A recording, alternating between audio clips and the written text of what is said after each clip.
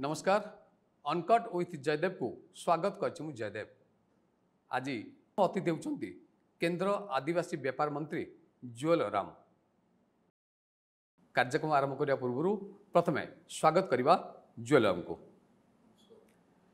जुएल बाबू आउ दिन केटा परे नुआपड़ा उपनिर्वाचन आपण को दल तरफरु जे टिकेट पाइछन जय ढोलकिया तांकर विजय को नेकी आपण कोन आशावादी? निश्चित भाव में आम जीतबू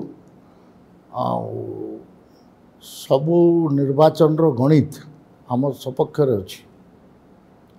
जय ढोलकिया आपणकर तांको बापांकर मृत्यु पर तांकर प्रति सिंपाथी अच्छी।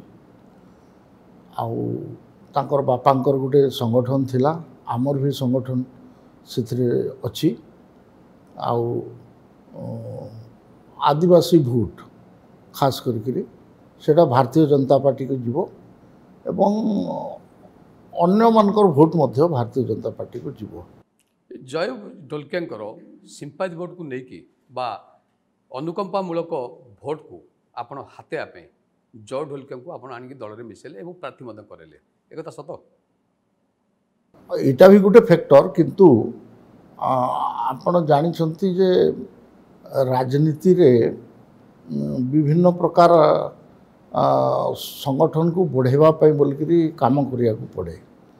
आउ एक समय रे आपनकर तांकर बापा भारतीय जनता पार्टी रे मध्य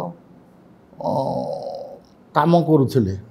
आडवाणी जी गुटे थरो एडवांस फ्लाइट रे हेलीकॉप्टर रे आसी गले तो तांकर घरे नहीं कि आम बसईलु चा पानी पीलु। से फोटो भी एवं अच्छी आम पाखे। तो से गोटे रकम आमर पार्टी से थिले आमको फेरे आनीचु बोल कह। जुएल बाबू निर्वाचन ठीक अव्यवहित पूर्व बीजेडी जहाँ करे आपण दल मध्य से कला। मोर कहया कथा निर्वाचन अव्यवहित पूर्व प्रार्थी को हाइजैक करिवारे बीजेडी ओस्ताद थिला एवं आपण माने मध्य से समय समालोचना करते। एवं तो आपड़ भी से कले राजेंद्र ढोलकिया चलीगले पुओ को जो बीजेडी आपातत निष्पत्ति नहीं टिकेट देकी निर्वाचन रणांगन में ठिया कर किंतु आपन ताको हाइजैक कर मु बहुत डिटेल रे कहि पारिबी नहीं। हमर संगठन जहाँ निर्णय नहीं आउ संगठन रे जो माने लोक अछंती से माने एथिरे डिटेल रे वर्कआउट करिसंती। मु एते डिटेल रे जाई पारिबी नहीं, किंतु मु आपन को पचारले राजेंद्र ढोलकिया बाबद रे एवं जय ढोलकिया बाबद रे तो सेतिपई सेटा हमर बीजेपी पुराना बीजेपी परिवार बोलकरी मु खाली आपन को सूचना देली। आपण दलर पुरखा नेता आकु नेकी गोटे प्रश्न मु पचारे को उपयुक्त मन करिवे। बसंत पंडा दुई थर नुआपड़ा विधायक तांको पुओ अभिनंदन पंडा 2024 रे मध्य से ठिया आइथिले, अवश्य हारिले। किंतु जेतले उपनिर्वाचन कथा उठिला बसंत पंडा तांको पुओ अभिनंदन पंडा दुई जन जाक ऑलरेडी पॉलिटिकल कैंपेन आरंभ कर सारथिले, प्रचार प्रसार आरंभ करथिले। मोर कहया कथा जेतेबेले जय ढोलकिया टिकेट पाइले निर्वाचन रणांगन रे से अवतीर्ण हले ये बाप को आपण केन मैनेज कले? पार्टी रे जो निर्णय करा जाए सेटा को हमर केडर ताकू माने। हमर अभिनंदन पंडा एवं बसंत पंडा हमर प्रदेश अध्यक्ष मध्य थिले। आउ अभिनंदन पंडा भी गोटे अपकमिंग लीडर से डाउट नहीं, किंतु पार्टी जिते बड़े निर्णय करे निष्पत्ति निए से पार्टीर केडर माने काम करते और रहती आ से भी काम करुँच। किंतु ए घटना पर जुएल बाबू आउ गोटे कथा आपण नोटिस करथिबे सेठी हला नुआपड़ा जिला कार्यालय रे बीजेपी रो शह संख्यार कर्मी माने इस्तफा देवाई ऑफिस रे पहुँचले और इस्तफा देले। बर्तमान कथा उठूँ ये जो असंतोष यार नकारात्मक प्रभाव आपण दल पर पड़ोनी? आमर दल रे कर्मी माने तांकर संतोष असंतोष व्यक्त करिवार अधिकार अच्छी गणतांत्रिक पार्टी एटा, किंतु फिर फाइनाली लीडर माने जहाँ निर्णय करती पार्टी जहाँ निष्पत्ति करे से समस्ते काम करती आ फिर काम करुँच। ए प्रकार सूचना भी मोर पाखे अच्छी। निर्वाचन की परवर्ती प्रश्न जुएल बाबू एबे उपनिर्वाचन नुआपड़ा किंतु आकु नेकी आपण दलर जो वरिष्ठ नेता माने सेठी जाकि भाषण दौरान विभिन्न प्रतिश्रुति दौरान ये वक्तव्य को लेकिन बर्तमान सोशल मीडिया रे बेस आपण नेता माने ट्रोल होउछंदी। मु तो उदाहरण देवी मुख्यमंत्री मोहन माझी कथा को लेकिन मोहन माझी कहले जे एणिकी नुआपड़ा मो हाथ में नुआपड़ावासी जितेबाला सुख दुख मु तांको पाखरे ठिया भी मो द्वार संपूर्ण रूपे खोला आउ ये दायित्व मु नेबी। मोर प्रश्नटी है ये कथाटी पूर्व मुख्यमंत्री नवीन पट्टनायक करुले जितेबाला बीजेपुर बाई इलेक्शन होता जिते बालेश्वर बाई इलेक्शन होता जिते झारसुगुड़ा बाई इलेक्शन होता ये सबू कथार नवीन पट्टनायक जिते पॉलिटिकल कैंपेन में जाती सब गोटे कथा ही कहती वर्तमान मुख्यमंत्री मोहन चरण माझी से कॉपी पेस्ट कले ये कॉपी पेस्ट को लेकिन सोशल मीडिया रे बर्तमान मोहन माझी बेस्ट ट्रोल होउछंदी आकु नेकी आपण कोन कहबे नवीन बाबूंकर संगे कॉपी पेस्टा को तुलना कले हेबो नहीं। आमे ए जो 15 मास 16 मास भितरे जो प्रकार रे मोहन चरण माझी आमर मुख्यमंत्री लोकप्रिय होइछंती लोकंकर मुख्यमंत्री आकार परिचित होइछंती लोकंकर पाखरे जाइकरी तांकर जो जनशुणाणी भी करिछंती आउ जो स्पीड रे काम करुछंती तो सेतिरे से जिनसटा को भी लोक माने देखिबे तो यहाँ तो कहबार अधिकार अच्छे आमर जो मैंने आम माने शासन क्षमतार अच्छु आम कम करुँ आम से दायित्व नेबू आउ से कम बोलिक लोकंर विश्वास जितवाई आम चेष्टा करूँ निश्चित हम आम जितेबाला भी आम जितेबाला भी दायित्व नीचु जहाँ भी दायित्व नीचु बर्तमान सुधा आम कहीलु जे सुभद्रा योजना रे आम पैसा देवु आम आपणकर रत्न भंडार रे गणति कर देखू ताठू धरिक जिते जहाँ आम प्रतिश्रुति गुड़ा देइथिलु सेगुड़ा सब कार्यकारी करूँ आम आपण बिल्कुल काम कार्यकारी करूँ आम धानर जो मूल्य समर्थन मूल्य आम बढ़ेबू कहीलु आम ताको बढ़ेलु तो सेथिपाई ये जो जिनस गुड़ा होउची गुड़ा को लोक देखुचंती अति दिन रे प्रतिश्रुति पालन केते होउतला और एबे केते पालन होउची एटा को भी से लोक कंपेयर करछंती आ निश्चित भाव में मु कहबी जे मोहन माझींकर सरकार बेटर स्ट्राइकिंग रेट अच्छी भलो करूची तेणुक लोक मैंने आमको भोट देवे और समर्थन करेंगे प्रतिश्रुति को लेकिन आपण को राज्य बीजेपी सरकार केते पालन करछि केते पालन करनी ये संपर्क में विस्तृत आलोचना करी जुएल बाबू किंतु जो कथा को लेकिन विशेष करी नुआपड़ा इलेक्शन को लेकिन आपण को वरिष्ठ नेता मैंने जहाँ कहते केमती ट्रोल होती मु द्वितीय उदाहरण देवी आपण को राज्य सभापति मनमोहन सामल से निकटरे जिते पॉलिटिकल कैंपेन कले नुआपड़ा कहले आपण आम प्रार्थी को जदि जिते देबे ताहले खूब शीघ्र सेठी मेडिकल कॉलेज प्रतिष्ठा हो ये नहीं दिल्ली रे कागजपत्र सरी जाइछि ये कथा नहीं आप कौन कहे या पूर्व कथा मुझे मन पकई दूसरी जितेबाला 2024 निर्वाचन होला सूर्यवंशी सूरज भद्रक कहले जे 4 मास भितर भद्रक आम निश्चित भाव मेडिकल कॉलेज प्रतिष्ठा करूँ सेठी टेक्सटाइल पार्क करूँ बर्तमान आपण सरकार 16 मास रु अधिक समय बिताई सारे क्षमता रही सारे ये पद से प्रतिश्रुति पालन है ना प्रोसेस रे सब गुड़ा अच्छी प्रोसेसटा भी तो गोटे माने प्रतिश्रुतिर पार्ट रे अच्छी ना नहीं जेकोसी कामर गोटे घोषणा करा जाए तार प्रोसेस तो अच्छी प्रोसेस पे टाइम लगे दरकार अच्छी तो से होची। अच्छा आ गोटे प्रश्न नुआपड़ा कथा नहीं आपण सरकार बर्तमान 1.5 वर्ष रु ऊर्ध्व समय क्षमता रही निजे मनमोहन सामल आपण को राज्य सभापति प्रतिश्रुति देते मीडिया कहले जे आमे चिटफंड क्षतिग्रस्त लोकों को तांको टंका फेरस्त दबू गोटे ऑर्डिनेंस माध्यम 24 घंटा भितर नाई ये भी मत लगुच सरकार प्रोसेस रे थिबो आ एटा तांकर ध्यान रे थिबो ठीक समय ठीक जिनस गुड़ा को करा जिवो। जुएल बाबू ये जो जय ढोलकिया बेगंतक नेता राजेंद्र ढोलकिया को पुओ गोटे कथा है एबे चर्चा जहाँ हो जे गोटे बड़ डील करके आपण तांको नै आसले बीजेपी टिकेट देले एवं तांको कैंडिडेट करेले डीलटा हूँ स्ट्रेट 5 कोटी टका दियाला एवं मंत्री पद दिज्व बोली गोटे प्रतिश्रुति दिखाई सत नहीं एगुड़ा आपणकर मीडिया वालांकर स्पेकुलेशन चर्चा कहीं एटा कही नाहांती तार कौन प्रमाण भी नहीं आउ एटा निराधार कथा आउ एटा गोटे आम पार्टी को बदनाम करने बोलिकी गोटे साजिश बोलिकी कहबी बा एटा अपप्रचार बोलिकी कहबी ए प्रकार किसी डील है आमर भारतीय जनता पार्टी गणतांत्रिक पार्टी अच्छी ये पार्टी रे कहीं भी आसीपारती केतेबेले भी मिसी पारती आ सर्वाधिक बड़ माने वर्ल्ड रो सबुठु बड़ पॉलिटिकल पार्टी होउछंती पार्टी होउची आपणकर भारतीय जनता पार्टी तो सेतिपई कोनोसी व्यक्ति जदि आसिला आउ पार्टी रे मिसिला सेतरे एते तार उपरे क्वेश्चन करवाटा ठीक नहीं एक सत्यता विशेष किसी नाही अच्छा सरकार समय जेहेतु ओडिशा रे डबल इंजिन सरकार चलती ये सरकार को नहीं किसी प्रश्न पचारि आपन जेहेतु वरिष्ठ नेता ये प्रश्न उत्तर यथायथ आपन देवे बोली आशा करुँ राज्य में बर्तमान जो सरकार चलती बीजेपी सरकार 1.5 वर्ष ऊर्ध्व काल क्षमता रहा कि मोर गोटे प्रश्न हूँ जे ये सरकार या भितर जी प्रशंसा साउंडवा कथा से आपन हासिल करना कहीं नहीं आमे आउ केते आपणकर काफी लोकप्रियता बढ़ी मोहन चरण माझीकर आउ आपणकर आमर लोक मानकर भितर भी विश्वास बढ़ी ये सरकार भल काम करुच्ची बोलिकी कहते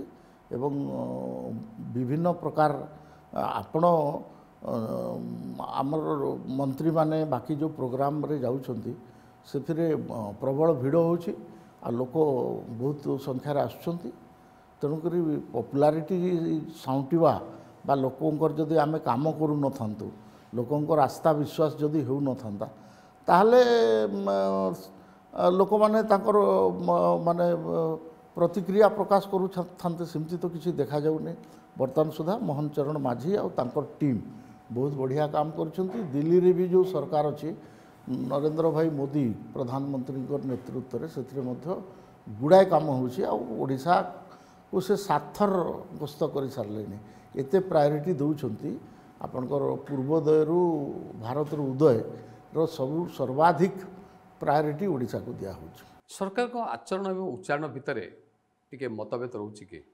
आपन व्यक्तिगत कौन फिल कर अच्छा मुझे उदाहरण आपको दूसरी जो मुझे जस्टिफाई करुँच गोटे उदाहरण दूसरी केंद्र सरकार मदमुक्त भारत स्लोगान दौरान एवं सारा देश में या सचेतनता कार्यक्रम जारी रही जितेबाला मदमुक्त भारत कथा केंद्र सरकार कहते किंतु एपटे ओडिशा रे अबकारी मंत्री कहते जे मदमुक्त ओडिशा से भाया कार्यक्रम बा से भाया आमर कौन स्ट्राटेजी ना आप भावना तालमेल घर अभाव भाई सरकार पॉलिसी प्रोग्राम कौन करवा कथा सीटा सरकार मंत्री माने को जेतकी कहवाई कहुई से गुड़ा कहते किंतु आपण सरकार पॉलिसी प्रोग्राम कौन हेबो एटा सरकार आगामी दिन रे निर्णय करेंगे आउ सबू पॉलिसी प्रोग्राम को एकादिन को नहींकि निर्णय हो ए प्रकार मु आशा रखुनी सरकार को जेकोसी निर्णय नेबापी हेले काम करने हेले तार समय प्रकृष्ट समय कौन सेटा को भाविकी सरकार निर्णय निए गोटे परिसंख्यान आपन आगे रखी 2023-24 आर्थिक वर्ष रे अबकारी राजस्व था 7,216 कोटी टंका 2024-25 रे आपण लक्ष्य धार्य हासिल करने जो स्ट्राटेजी बनई तार लक्ष्य है 8,680 कोटी टंका मोर कहया कथा है जितेबाला निशा निवारण सचेतनता कार्यक्रम ओडिशा सारा जारी रोचे सेपटे राज्य सरकार अधिका अबकारी राजस्व केमती आदाय हेबो तापई बर्तमान बेसी सचेतन नहीं आपणकर यहाँ गोटे जो क्वेश्चन कर हाइपोथेटिकल क्वेश्चन एक तो कथाटा है जे आपण जेकोसी राजस्व रो आदाय रे जो टार्गेट रखा जाए से विभिन्न दिग प्रति भी ध्यान दि जाए से लिकेज हो कि तार अवहेला हो तो से गुड़ा भी से अंतर्भुक्त अच्छी तेणु आपण राजस्व बढ़ला तेणुक प्रसार प्रचार बढ़ला कि तार माने समाज रे ये है बोलिक आपड़ सेमती कहीपर नहीं यहाँ राजस्व बढ़वाटार विभिन्न कारण अच्छी आपणकर जो कलेक्शन रो विभिन्न दिग ଆଉ ସେଥିରେ ଯଦି ବାଟ ମାରଣା ହେଉଛି ଲିକେଜ୍ ଅଛି ଏ ଦିଗକୁ ବି ଧ୍ୟାନ ଦେବାଟା ବି ଗୋଟେ ସରକାରଙ୍କର କାମ ଅଛି। ତ ସେଥିରେ ବି ରାଜସ୍ୱ ବଢ଼େ। ଆପଣଙ୍କର ଆପଣ ରାଜସ୍ୱ ବଢ଼େଇବାର ଅର୍ଥ ନୁହେଁ ଯେ ପ୍ରସାରର ମାନେ ଅଧିକା ହେଲା ବୋଲିକିରି ଏଇଟା ଧରିବାଟା ଠିକ୍ ନୁହେଁ। 2036 ବିକଶିତ ଓଡ଼ିଶା ଏ ସମ୍ପର୍କ ଆପଣ ଅବଗତ ଥିବେ। ନିଶ୍ଚୟ 2036 ବିକଶିତ ଓଡ଼ିଶା କଥା ଆପଣ କହୁଛନ୍ତି, ବେଶ ନାରା ମଧ୍ୟ ସାରା ରାଜ୍ୟରେ ବାଜୁଛି, କିନ୍ତୁ ପୋଲାଭରମ, ବଂଶଧାରା, ମହାନଦୀ ଏବଂ କୋଟିଆ ଭଳି ଅନ୍ତରାଜ୍ୟ ବିବାଦ ସମାଧାନ ଏପର୍ଯ୍ୟନ୍ତ ହେଇପାରି ନାହିଁ। ତ ଯଦି ଏଇ ପର୍ଯ୍ୟନ୍ତ ସମାଧାନ ହେଇପାରିନି ତାହେଲେ ବିକଶିତ ଓଡ଼ିଶା 2036 କେମିତି କରିବେ? ଏ ଇସ୍ୟୁ ଗୁଡ଼ା କାହାର? ଏଇଟା ହେଉଛି ଆପଣ ବିଜେଡ଼ି ସରକାରର ନବୀନ ବାବୁଙ୍କର ଏଗୁଡ଼ା ଦେ ନାହିଁ। ଆଉ ଆପଣ ହଠାତ୍ ଏକା ଦିନରେ ଏଗୁଡ଼ାକୁ ସବୁ ସମାଧାନ ହେଇଯିବ ଏ ପ୍ରକାର ଆଶା ରଖିବାଟା ବି ଠିକ୍ ନାହିଁ। ସରକାର କେଉଁ ଦିଗରେ କାମ କରୁଛନ୍ତି, କେଉଁ ଦିଗରେ ମାନେ ଗତି କରୁଛନ୍ତି ସେଇଟା ଦେଖିବା ଦରକାର ଅଛି। ମହାନଦୀ ବିବାଦ ଖୁବ୍ ଶୀଘ୍ର ସମାଧାନ ହେବ, ପୋଲାଭରମ ବିବାଦ ବି ସମାଧାନ ହେବ ଓଡ଼ିଶାର ପକ୍ଷ, କୁଟିଆ ବିବାଦ ବି ସମାଧାନ ହେବ। ଏଥିପାଇଁ ବୋଲିକରି ସରକାର ବିଭିନ୍ନ ପ୍ରକାର ପଦକ୍ଷେପ ନେଇସାରିଛନ୍ତି, ନେଉଛନ୍ତି ବି। ତ ପଜିଟିଭ୍ ଲାଇନ୍ରେ ସେମାନେ ଚାଲୁଛନ୍ତି, ହେଇନି ସମାଧାନ ମୁଁ ମାନୁଛି, କିନ୍ତୁ ଆପଣଙ୍କର ସରକାର ଯେଉଁ ପ୍ରୋଏକ୍ଟିଭ୍ ଆଉ ପଜିଟିଭ୍ ଲାଇନ୍ରେ କାମ କରୁଛନ୍ତି ଏଇଟା ନିଶ୍ଚୟ ତାର ଅଳ୍ପ ଦିନ ଭିତରେ ଏଇଟା ସମାଧାନ ହେବ। ଜୁଏଲ ବାବୁ, ଗୋଟେ ଚର୍ଚ୍ଚା ଏବେ ହେଉଛି ଯେ ରାଜ୍ୟରେ ଗୋଟେ ଦୁର୍ବଳ ସରକାର ଚାଲିଛି, କାରଣ ଅପରାଧୀମାନେ ଏଇ ଦୁର୍ବଳତାର ସୁଯୋଗ ନେଇକି ବହୁତ ଅପରାଧ ଘଟାଉଛନ୍ତି। ଆଉ ଯଦି ଆମେ ପରିସଂଖ୍ୟାନକୁ ଯିବା ତାହେଲେ ଓଡ଼ିଶା ଏବେ 8ମ ଅପରାଧ ପ୍ରବଣ ରାଜ୍ୟ ଓ ମହିଳା ବିରୋଧୀ ଅପରାଧ କ୍ଷେତ୍ରରେ ଦେଶରେ ପ୍ରଥମ। ଏଇଟା ଗୋଟେ ଆପଣଙ୍କ ସରକାର ପାଇଁ ଲଜ୍ଜା ନୁହେଁ? ନା, ଆପଣ ଏଇ ଯେଉଁ ପରିସଂଖ୍ୟାନଟା ଯେଉଁଟା ଆପଣ ଦେଉଛନ୍ତି, ମୁଁ କହିବି ଯେ ଏ ସରକାର ଦୁର୍ବଳ ନୁହେଁ, ଏ ସରକାର ବହୁତ ସଶକ୍ତ ଅଛି, ଆଉ କଠୋର କାର୍ଯ୍ୟାନୁଷ୍ଠାନ ହେଉଛି, ଆଉ ଜଟିଳରୁ ଜଟିଳ ସମସ୍ୟାକୁ ଆପଣଙ୍କର ସମାଧାନ ହେଉଛି, ଆଉ ସେଥିରେ ପୁଲିସ ଫୋର୍ସକୁ ବି ସଫିସିଏଣ୍ଟ ମାନେ ତାଗିଦ କରିକିରି କରାହେଇଛି। ଆପଣ ଅତୀତ ଦିନର ଯଦି କାହାଣୀ ବାହାର କରିବା ତାହେଲେ ଆପଣ ସେଥିରେ ବହୁତ କିଛି ଅଛି।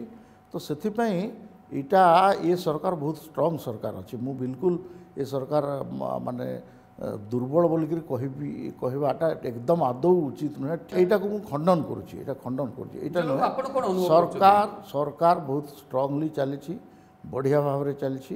ଆଉ ମୋହନ ମାଝୀଙ୍କର ସରକାର କାଫି ପପୁଲାର ଅଛି, ଏଇଟା ବି ମୁଁ ଦେଖିପାରୁଛି। ସରକାର ଏବଂ ସଂଗଠନ ଭିତରେ ଟିକେ ସମନ୍ୱୟର ଅଭାବ ରହୁଛି? କିଛି ନାହିଁ, ସବୁ ଠିକ୍ ଅଛି, ସମନ୍ୱୟ ହେଉଛି। ଆମର ମଝିରେ ମଝିରେ ମିଟିଂ ବି ହେଉଛି, କୋର୍ କମିଟି ବୈଠକ ହେଉଛି। ଆପଣଙ୍କର ଆମର ଯେମିତି ଫୋରମ୍ ଅଛି ସେ ବିଭିନ୍ନ ଫୋରମ୍ର ବି ମିଟିଂ ହେଉଛି। ଆଚ୍ଛା ଜୁଏଲ ବାବୁ, ଏ ଯେଉଁ କଥାଟି ଆପଣ କହିଲେ ଏ କଥାକୁ ମୁଁ ବ୍ୟକ୍ତିଗତ ଭାବରେ ଗ୍ରହଣ କଲି। ଯଦି ସରକାର ଏବଂ ସଂଗଠନ ଭିତରେ ସମନ୍ୱୟର ଅଭାବ ନାହିଁ, ଠିକ୍ ଠାକ୍ ସବୁ ଚାଲିଛି, ତାହେଲେ ଆପଣଙ୍କ ସରକାର 1.5 ବର୍ଷରୁ ଊର୍ଦ୍ଧ୍ୱକାଳ କ୍ଷମତାରେ ରହିଲାଣି, ଏପର୍ଯ୍ୟନ୍ତ ମନ୍ତ୍ରୀମଣ୍ଡଳ କ'ଣ ପାଇଁ ସମ୍ପ୍ରସାରଣ ହୋଇପାରୁନି? ବୋର୍ଡ଼ ଏବଂ ନିଗମ ଏସବୁ ଅଧ୍ୟକ୍ଷ ପଦ ଏପର୍ଯ୍ୟନ୍ତ କ'ଣ ପାଇଁ ପୂରଣ ହୋଇପାରୁନି? ସେଇଟା ହେବ। ଆପଣଙ୍କର ସରକାରରେ ଯେଉଁମାନେ ଥାଆନ୍ତି ବା ପାର୍ଟି ଯେଉଁମାନେ ଚଲାନ୍ତି ତାଙ୍କର ଗୋଟେ ସମୟ ସୁଯୋଗ ଦେଖିକିରି ଏଟାକୁ କରାଯାଏ। ସେଗୁଡ଼ା ହେବ ଯେଉଁଗୁଡ଼ା ହେବାର ଅଛି।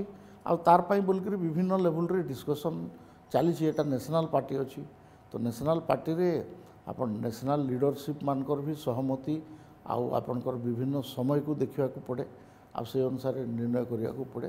ତ ମୁଁ ଭାବୁଛି ଖୁବ୍ ଶୀଘ୍ର ନିର୍ଣ୍ଣୟ ହେଇଯିବ।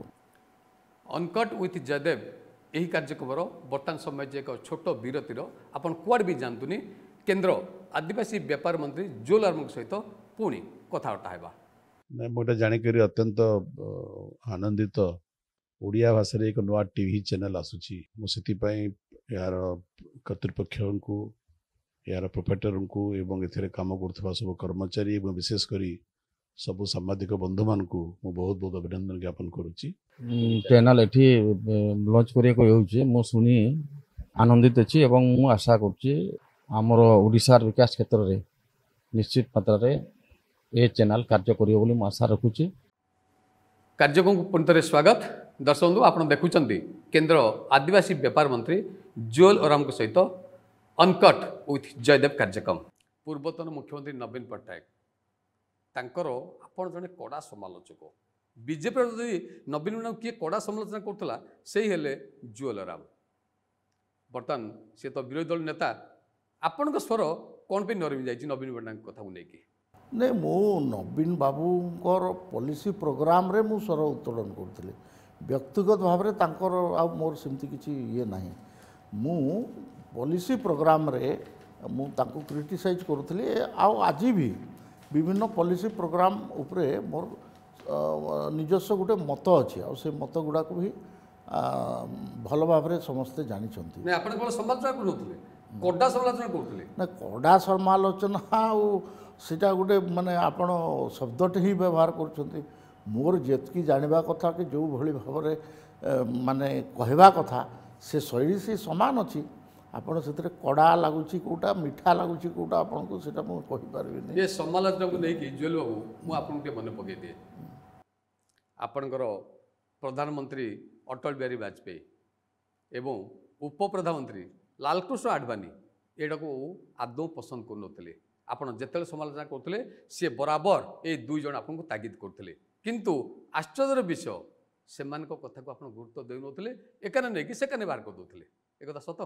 ମୁଁ କେବେ ବି ଆଡଭାନୀଜୀ ଏବଂ ବାଜପେୟୀଜୀଙ୍କୁ ମୁଁ କଥାର ମାନେ ଅକ୍ଷରେ ଅକ୍ଷରେ ପାଳନ କରେ ଆଉ କରିଛି ମଧ୍ୟ। ଆଜି ଦିନରେ ମଧ୍ୟ ଆମର ଶୀର୍ଷସ୍ଥ ନେତା ପ୍ରଧାନମନ୍ତ୍ରୀ ହେଉ କି ଆପଣଙ୍କର ଗୃହମନ୍ତ୍ରୀ ହୁଅନ୍ତୁ, ରକ୍ଷାମନ୍ତ୍ରୀ ହୁଅନ୍ତୁ କି ଜେପି ନାଡା ଆମର ରାଷ୍ଟ୍ରୀୟ ଅଧ୍ୟକ୍ଷ ହୁଅନ୍ତି, ସେମାନେ ଯାହା ଯାହା କହିଛନ୍ତି ଯେଉଁ ସମୟରେ ମୁଁ ସେଗୁଡ଼ାକୁ ଅକ୍ଷର ସାହା ପାଳନ କରିଛି। ଠିକ୍ ଅଛି, ମୁଁ କହିଲି ବିଭିନ୍ନ ସମୟରେ ମୋର ପଲିସି ପ୍ରୋଗ୍ରାମ ବା ମୋର ମତାମତକୁ ଡେମୋକ୍ରେଟିକ୍ ସିଷ୍ଟମ୍ ଅନୁସାରେ ମୁଁ ପ୍ରପର ଜାଗାରେ ପ୍ରପର ତାରିଖରେ ରଖେ। ଆଚ୍ଛା, ପୂର୍ବତନ ମୁଖ୍ୟମନ୍ତ୍ରୀ ଏବଂ ବର୍ତ୍ତମାନ ବିରୋଧୀ ଦଳ ନେତା ନବୀନ ପଟ୍ଟନାୟକଙ୍କୁ ଆପଣ ଏବେ କେମିତି ରେଟ୍ କରନ୍ତି? ସେ ବର୍ତ୍ତମାନ ତ ବିରୋଧୀ ଦଳ ନେତା, ହାଉସ୍କୁ ଯାଉନାହାନ୍ତି, ପ୍ରଶ୍ନ ପଚାରୁନାହାନ୍ତି, ସେତେଟା ଆଉ ଆକ୍ଟିଭ୍ ନାହାନ୍ତି, ୟାକୁ ନେଇକି ଆପଣ କ'ଣ କହିବେ? ଏଇଟା ବ୍ୟକ୍ତିଗତ ଜିନିଷ ଗୁଡ଼ା ମୁଁ କହିବି ନାହିଁ। ହେଇଥାଇପାରେ ଟିକେ ସ୍ୱାସ୍ଥ୍ୟଗତ କାରଣରୁ ଯାଇପାରୁନଥିବେ, କିନ୍ତୁ ସବୁଦିନ ଯିବେ ନାହିଁ ବିଧାନସଭାକୁ ଏପରି ବି ମୋତେ ଲାଗୁନାହିଁ। ଯିବା ଉଚିତ, ସେ ଯେତିକି ପାରୁଛନ୍ତି ତାଙ୍କର ସ୍ୱାସ୍ଥ୍ୟ ଯେତିକି ଅନୁମତି ଦେଉଛି ସେ ଅନୁସାରେ ସେ ଯିବା ଉଚିତ। ଆଉ ବିରୋଧୀ ଦଳର ନେତାର ଭୂମିକା ସେ ନିର୍ବାହନ କରିବା ଉଚିତ ଏବଂ କରିବେ ବୋଲିକରି ମୋତେ ଲାଗୁଛି। ଯଦି ନ କରିବେ ସେଇଟା ତାଙ୍କର ପାର୍ଟିର ନିଜସ୍ୱ ବିଚାର। ଆପଣଙ୍କ ଦଳ ଯେତେବେଳେ ଗଠବନ୍ଧନରେ ଥିଲା ବିଜେଡି ସହିତ ସରକାରରେ ଥିଲା, ମୁଁ ସେଇ ସବୁକୁ ଟିକେ ଫେରିଯିବି, ତାକୁ ନେଇ ଗୋଟେ ପ୍ରଶ୍ନ ପଚାରିବି। ଆପଣ ଗଠବନ୍ଧନରେ ବିଜେଡି ସହ ସରକାରରେ 9 ବର୍ଷ, ଆପଣ ବିଭିନ୍ନ ଗଣମାଧ୍ୟମରେ କହିଛନ୍ତି, ବିଭିନ୍ନ ଜାଗାରେ କହିଛନ୍ତି, ବିଭିନ୍ନ ସମୟରେ କହିଛନ୍ତି ଯେ ଲକ୍ଷ୍ମଣାନନ୍ଦ ସରସ୍ୱତୀଙ୍କ ହତ୍ୟାକାଣ୍ଡ ଘଟଣାରେ ଯଦି ବିଜେପି ସମର୍ଥନ ପ୍ରତ୍ୟାହାର କରିଥାନ୍ତା ତାହେଲେ ବିଜେଡି ନିଶ୍ଚିନ୍ତ ହୋଇଯାଇଥାନ୍ତା, ବିଜେଡିର ଆଉ ସତ୍ତା ନଥାନ୍ତା। ଏକଥା ଆପଣ ବିଭିନ୍ନ ସମୟରେ କହିଛନ୍ତି, କହିଛନ୍ତି ନା କହିନାହାନ୍ତି? କହିଛନ୍ତି। ମୋର ପ୍ରଶ୍ନଟି ହେଲା, ଜୁଏଲ ବାବୁ, ମୋର ପ୍ରଶ୍ନଟି ହେଲା, ଆପଣ ସମର୍ଥନ ପ୍ରତ୍ୟାହାର କରିବାକୁ ଆପଣଙ୍କୁ ମନା କିଏ କଲା? କାହିଁ ଆପଣ ସମର୍ଥନ ପ୍ରତ୍ୟାହାର କଲେନି? ପାର୍ଟିର ଇଣ୍ଟରନାଲ କଥା, ଆପଣ ସେଟାରେ କହିଲେ ବି ମୁଁ କ'ଣ ମିଡ଼ିଆରେ କହିବି? ଆମର ପାର୍ଟିର ଡିସ୍କସନ୍ ହେଲା ଏବଂ ମୁଁ ସମର୍ଥନ ପ୍ରତ୍ୟାହାର କରିଦେବା ପାଇଁ ବୋଲିକରି ମୁଁ ଚେଷ୍ଟା କରୁଥିଲି କହିବା ପାଇଁ ବା ମୋର ମତ ରଖିବା ପାଇଁ, ମୁଁ ରଖିଲି ମଧ୍ୟ। କିନ୍ତୁ ପାର୍ଟି ଫେର ଫାଇନାଲି ନିର୍ଣ୍ଣୟ କଲା ଯେ ନାହିଁ ଆମେ ଇଏ କରିବା ନାହିଁ, ସମର୍ଥନ ପ୍ରତ୍ୟାହାର କରିବା ନାହିଁ, ଆମେ ସରକାରରେ ବନିକିରି ରହିବା। ତ ସରକାରରେ ଫେର ବନିକିରି ରହିଲେ। ପାର୍ଟିର ଏଇଟା ଇଣ୍ଟରନାଲ କଥା ଆପଣ କହିବେନି, କିନ୍ତୁ ମୁଁ ଗୋଟେ ଅପସନ୍ ଦେଉଛି, ଆପଣ ହଁ କି ନାଁରେ ଉତ୍ତର ଦେବେ। ଯଦି ଲକ୍ଷ୍ମଣାନନ୍ଦ ସରସ୍ୱତୀ ହତ୍ୟାକାଣ୍ଡ ଘଟଣାରେ ଆପଣଙ୍କ ଦଳ ସମର୍ଥନ ପ୍ରତ୍ୟାହାର କଲା ନାହିଁ, ତାର କାରଣଟି ହେଉଛି ଆପଣଙ୍କ ଦଳର କିଛି ବରିଷ୍ଠ ନେତା ପଦପଦବୀରେ ଥିଲେ, ବେଶ କ୍ଷମତା ଉପଭୋଗ କରୁଥିଲେ। ଯଦି କ୍ଷମତା ପ୍ରତ୍ୟାହାର ହେଇଥାନ୍ତା, ସରକାର ଭାଗିଥାନ୍ତା, ସେମାନେ କ୍ଷମତା ଉପଭୋଗ କରିପାରିନଥାନ୍ତେ। ଏକଥା ସତ ନା ମିଛ? ନାଇଁ, ମୁଁ ଫେର ଆପଣଙ୍କୁ କହୁଛି ଏଇଟା ପାର୍ଟିର ଇଣ୍ଟରନାଲ କଥା ଅଛି। ଆମର ପାର୍ଟି ଗୋଟେ ଡେମୋକ୍ରେଟିକ୍ ପାର୍ଟି ଏବଂ ସମସ୍ତଙ୍କର ମତ ତାଙ୍କର ମତ ଦେବାର ଅଧିକାର ଅଛି, କିନ୍ତୁ ଫାଇନାଲି ପାର୍ଟି ଯାହା ନିର୍ଣ୍ଣୟ କରେ ସେଇଟାକୁ ସମସ୍ତେ ମାନିକିରି ଚାଲନ୍ତି। ତ ସେ ନିର୍ଣ୍ଣୟ ପ୍ରକ୍ରିୟାରେ ମୁଁ ବି ସାମିଲ ଥିଲି। ତେଣୁ ଆପଣ ଏଇଟାକୁ ଏ ପ୍ରକାର ପ୍ରଶ୍ନ କଲେ ତାର ଉତ୍ତର କିଛି ନାହିଁ। ପାର୍ଟିର ନିର୍ଣ୍ଣୟ ପାର୍ଟିର ନିର୍ଣ୍ଣୟ, ସେଥିରେ ଆମେ ସମସ୍ତେ ସାମିଲ ଥାଉ। ଆଉ ମତ କ'ଣ ହେଇଥାଇପାରେ, ମତାନ୍ତର କି ଆଉ କ'ଣ ଥାଇପାରେ, କିନ୍ତୁ ନିର୍ଣ୍ଣୟ ଥରେ ହେଇଗଲା ପରେ ସେଟାକୁ ସମସ୍ତେ ମାନନ୍ତି ଆଉ ସେଇ ଅନୁସାରେ କାମ କରାଯାଏ। 2024 ନିର୍ବାଚନରେ ଆପଣଙ୍କ ଦଳ ତରଫରୁ 20 ଜଣ ସାଂସଦ ନିର୍ବାଚିତ ହୋଇଗଲେ। ସ୍ୱାଭାବିକ ଭାବରେ ଓଡ଼ିଶାବାସୀ କ'ଣ ଆଶା କରିବେ ନା ଏଇଟା ଡବଲ ଇଞ୍ଜିନ୍ ସରକାର ଏବଂ କେନ୍ଦ୍ର ସରକାର राज्य को बहुमात्रा अनुदान राशि प्रदान करंतु दौरान किंतु रेकर्ड मो प्रश्नटा सारी दियंतु नहीं नहीं मो प्रश्न सारी रेकर्ड वर्तमान सुधा रेकर्ड परिमाण रे अनुदान आपणकर योजना ओडिशा को दिया है मु से पॉइंट को आसिया चाहूँगी आपण 20 जन सांसद दिल्ली की पठेले किंतु आपण को तुलना रे बा आम राज्य तुलना रे आंध्र प्रदेश एवं बिहार आमठारू ढेर अधिक टंका पाउछन्ती मोदी सरकार तो हजार हजार कोटी टंका तांको एटा आपण गदेई दउछन्ती को आधार रे कहउछन्ती मु जाने नहीं भारतीय जनता पार्टी रो सरकार जेते बेले भी आछि पॉलिटिकल माने भागीदार भी हमको सफिशिएंट 3 जन केंद्र मंत्री दिया है आ इम्पोर्टेंट विभाग भी दिया है आ एठी बहुत काम होछि आपण जोटा कि तुलना करूछन्ती को आधार रे मु जाने नहीं किंतु एठिकार जनसंख्या एठिकार जियोग्राफिकल एरिया आ एठिकार सबु दृष्टि देखिले ओडिशा को सफिशिएंट पैसा दिया टीडीपी तरफरु 16 एमपी बर्तमान दिल्ली रे एवं जनता दल यू अर्थात बिहार मात्र 12 जन एमपी ओडिशा तुलना रे तो ढेर अधिक टंका पाउछन्ती केंद्रीय अनुदान सहायता राशि सेमान को अधिक आपण जोटा जो प्रकार रे कहउछन्ती सिमती हुए नाही मु केंद्र रे मंत्री अछि मु जानि छी जे आपणकर प्रत्येक स्टेट रो गुटे वेटेज अछि जनसंख्या केते अछि जियोग्राफिकल एरिया केते अछि आ सबने ग्रांट पाइबा को थरे केते तांकर शेयर जीवा कथा से अनुसार अछि इटा आपणकर एमपी संख्या के एमएलए संख्या रे जाय नै आपण तार माने होउछि आपण जो प्रकार कहउछन्ती हमर जेतेबेले जणे एमपी थिले बा 0 एमपी थिले सेतेबेले 0 मिलवा कथा 20 रे आपणकर 20 मिलवा कथा एपरे हुए नै सरकार सेंती चले नै सरकार चले आपणकर फेडरल स्ट्रक्चर रे